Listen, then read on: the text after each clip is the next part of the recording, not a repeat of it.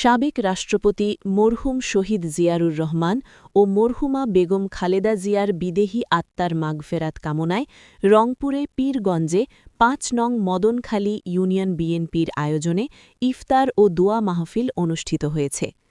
অনুষ্ঠানে সভাপতিত্ব করেন বিশিষ্ট সমাজসেবক আলহাজ মুস্তাফিজুর রহমান মানিক মণ্ডল। প্রধান অতিথি হিসেবে উপস্থিত ছিলেন রংপুর জেলা বিএনপির আহ্বায়ক জনাব মোহাম্মদ সাইফুল ইসলাম।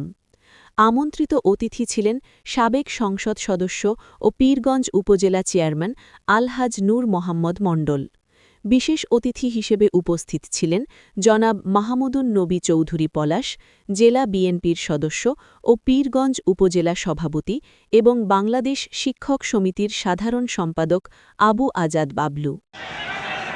আনসার ভিডিপি সহ তারা ভোট চুরির সঙ্গে ব্যস্ত ছিল, ঠিক কিনা? আর মসজিদ মাদ্রাসা ইতিমখানায় আলেমের নামে ইমামের নামে সহি সূত্র কথা, দিনের কথায় কোরআনের কথা, হাদিসের কথা বলে, ঠিক কিনা?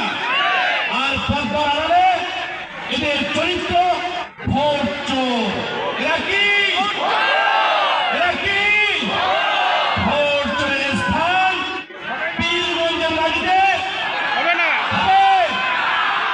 যত বড়ই গুপ্ত সংগঠন হোক, যাদের অস্তিত্ব ছিল না পীরগঞ্জে ৫ তারিখের আগে, এই নেতাদেরকে চেহারা দেখা যায়নি। তারা কোথায় ছিল আপনারা দেখেছেন? কোনো জনগণের সাথে কোনো কানেক্টিভিটি ছিল না। এখন এসে আপনাদের কাছে বড় বড় লেকচার মানে বড় বড় কথা বলে। পীরগঞ্জের মানুষ এই মুনাফিকদের মানিয়ে নেবে, মানিয়ে নেবে। কারণ ভোটের আগে আমাদের প্রিয় নেতা তারেক রহমান ঘোষণা করেছিল ফ্যামিলি কার্ড। আজকে কি ফ্যামিলি কার্ড দেওয়া হয়েছে? হাতের দাগ এখনো মুছে নাই, কালির দাগ অনেকে, ঠিক না? তার আগে তারেক রহমান বাংলাদেশে ফ্যামিলি কার্ড আজকে উদ্বোধন করেছে ঢাকায়, ঠিক না?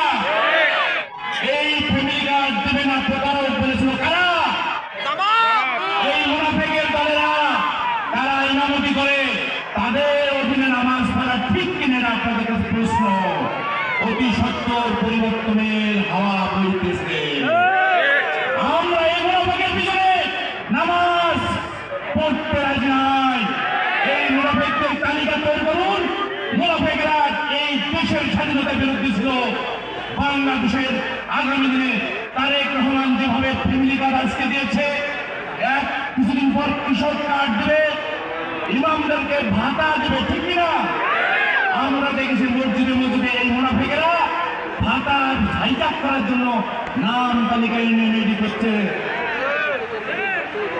আর এনারা বলে যে আমরা সবকিছু করব। সরকার হচ্ছে বিএনপি, সরকার প্রধান হচ্ছে তারেক রহমান। তার তিনি ছাড়া কোনো উন্নয়ন হবে? আবার যদি উন্নয়নের কথা আমাদের মুনাফিকেরা বলে, ইনশাআল্লাহ আমরা প্রতিহত করবো, ঠিক কিনা?